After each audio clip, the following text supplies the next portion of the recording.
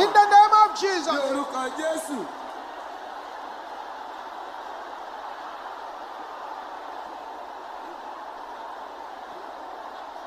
Yes, yes, yes.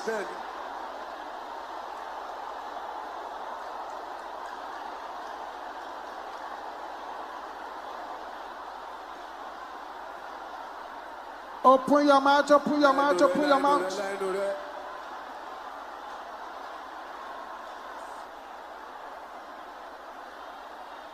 Aha.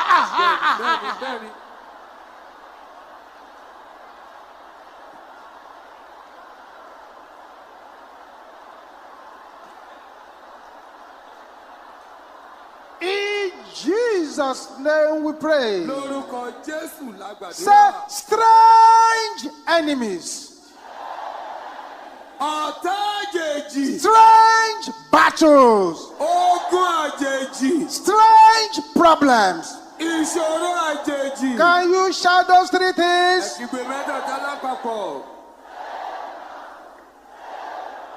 Is that the loudest you can shout that?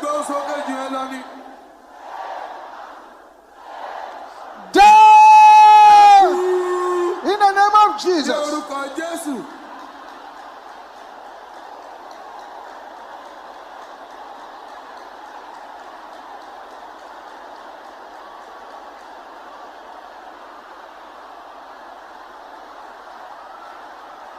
Jesus.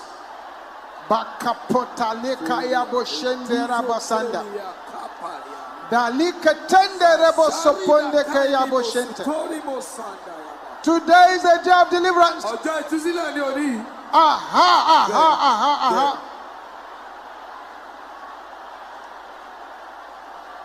In Jesus' name we pray. Powers that has swallowed my future. Vomit them by fire. In the name of Jesus.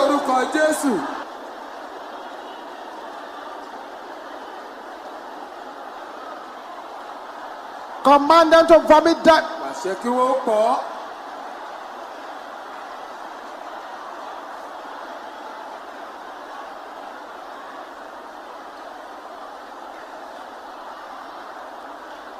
In Jesus' name we pray. Strongman!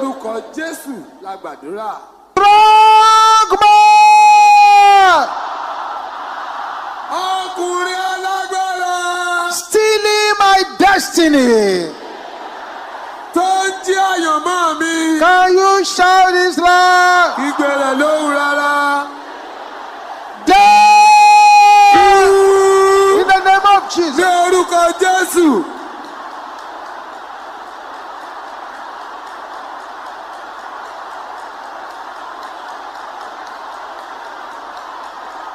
Open that mouth, open that mouth, open that mouth.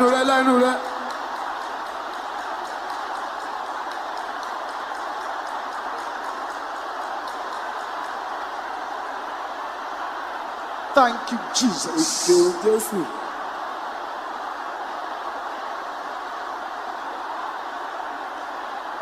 Enough is enough. Bakapote setende ke yaboshende rabata. Balike tenderio. Lokotonde ke tende ke yaboshente raba.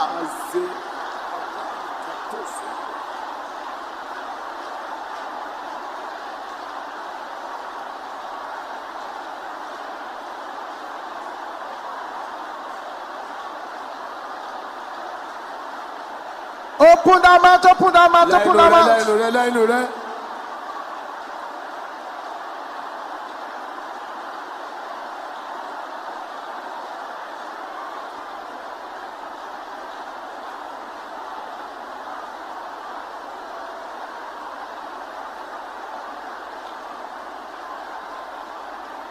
Open that mouth, open that mouth, open that mouth.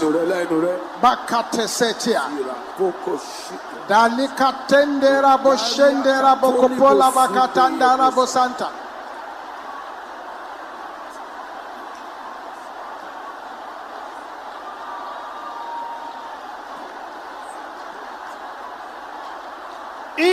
Jesus' name we pray. Lórúkọ Jésù la gbàdúrà. Any infirmity Àìlera káìlera assigned to silence my destiny, tí wọ́n rán pé kó pa àyànmọ́ mi lẹ́nu mọ́. can you shout it with hatred? Ẹ kígbe rẹ̀ pẹ̀lú ìkórìíra. Make your voice louder than that. Gbóhùn sókè jù báyẹn lọ. Make it even louder than that. Gbóhùn sókè gidigidi.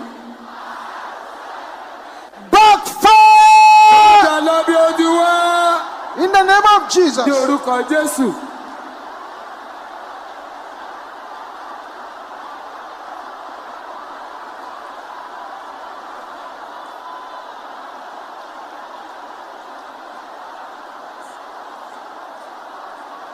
My destiny shall not be silenced. A ò ní pa àyànmọ́ mi lẹ́nu mọ́.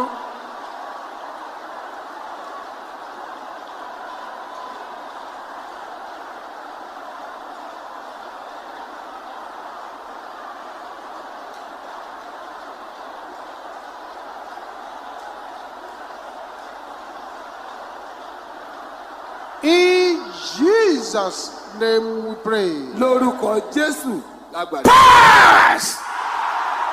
Agbára Assigned to trade my destiny for rituals.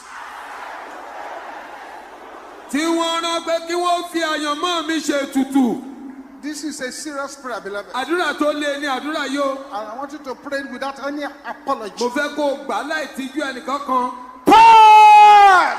Agbára Assigned to trade my destiny tí wọ́n rán for rituals.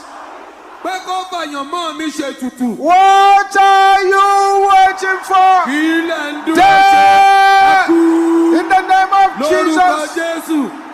Masechila katende yaba.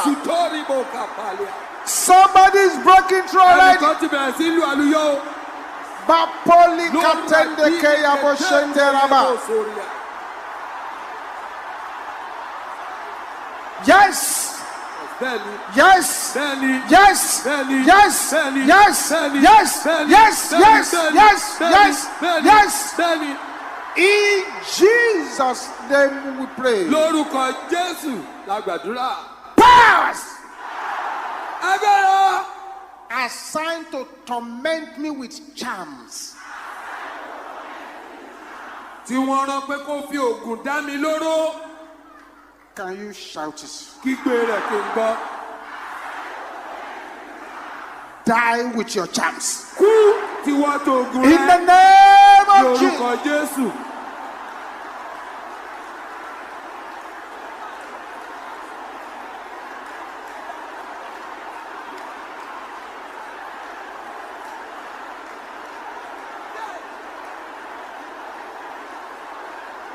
Open your mouth and say it. Dánú rẹ̀ kó wí bẹ́ẹ̀.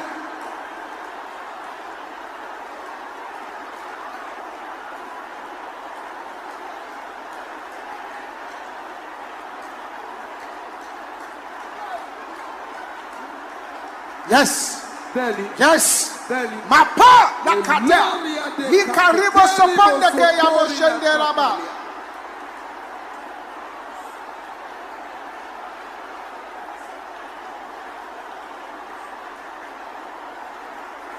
Yes. Bẹ́ẹ̀ni.